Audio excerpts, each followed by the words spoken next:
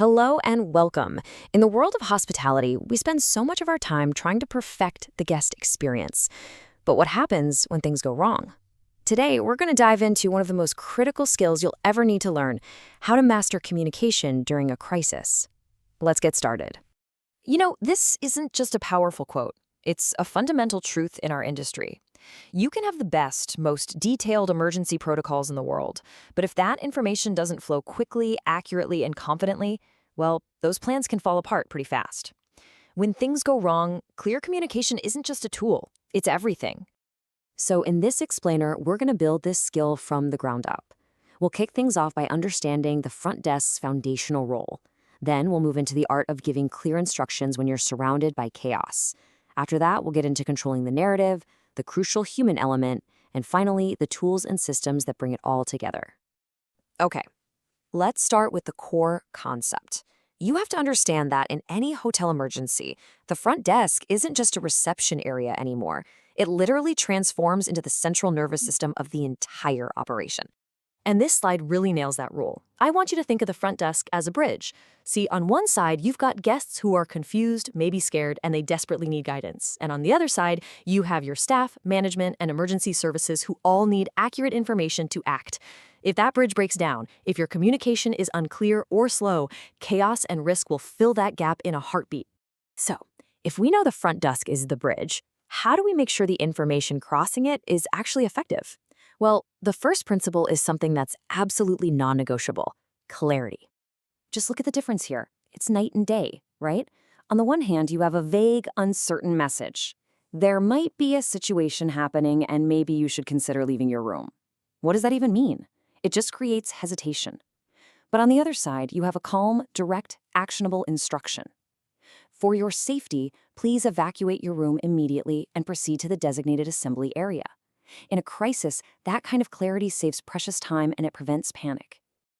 Clarity also means knowing who to talk to and in what order. Because let's be real, not every crisis is a fire alarm. Let's take an IT breach, for example. As this protocol shows, your first step isn't to sound a general alarm. No way. It's to inform the IT manager. Then you escalate to senior management, and you log everything.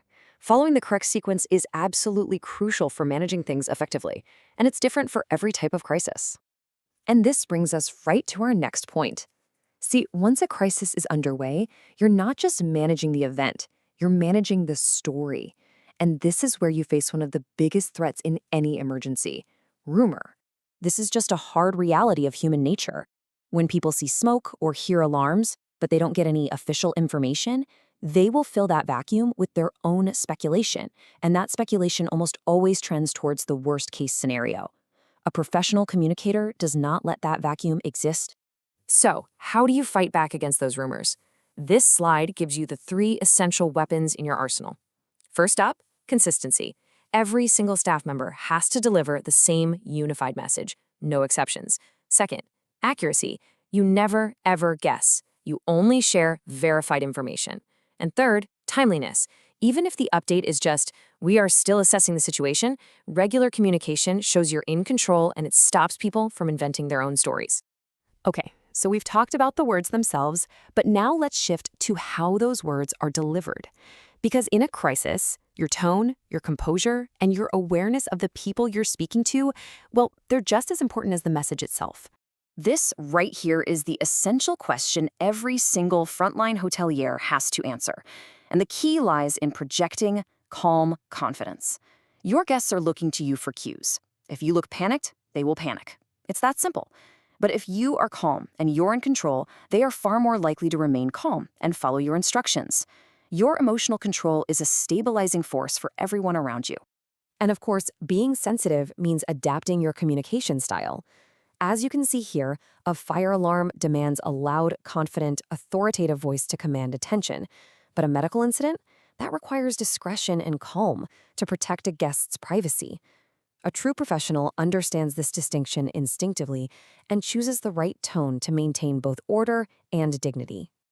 This human connection also has to be inclusive. In an international hotel, you just can't assume everyone speaks the local language. A prepared team always has a strategy, like the one you see here. using pre-translated announcements, using visual aids like pictograms, and knowing exactly which staff members can help translate. An emergency is dangerous enough. We can't let a language barrier make it even worse. All right, we've covered the role, the clarity, and the human element. Now let's get into the practical tools and procedures that are really the backbone of a successful crisis communication plan. Effective internal communication has to be fast, clear, and discreet, and that's exactly why many hotels use standardized coded language. Announcing "Code Red, fourth floor" over a radio instantly alerts all relevant staff to a fire emergency, without alarming any guests who might overhear. Everyone knows precisely what it means and how to respond, which creates a seamless and efficient internal reaction. Now, I know, in the middle of all that chaos, this might seem like the last thing you have time for, but trust me, it is absolutely vital. A detailed log is your hotel's official record. It's crucial for post-incident reviews, it's essential for legal or insurance purposes, and in the moment, it ensures a smooth handover to relief staff so no critical information gets lost. And here's a point that honestly gets missed far too often. Your job is not over when the alarm stops ringing. Communication has to continue. Guests are going to need updates and reassurance. Your staff will need a debriefing to process what happened and learn from it. This follow-through is what separates adequate crisis management from truly excellent service recovery and professional development. So as we bring this all together, let's remember this. Excellence in a crisis isn't about improvisation. It's the result of clear protocols, consistent practice, and a deep, deep understanding of the human element. And this is the ultimate question I want you to ask yourselves. It's not just about knowing the protocols on a piece of paper. It's about embodying the confidence and composure that turns chaos into a managed situation. As you move forward in your careers, don't just see these as rules on a checklist. See them as the very foundation upon which your professionalism and your guests' safety is built. Thank you.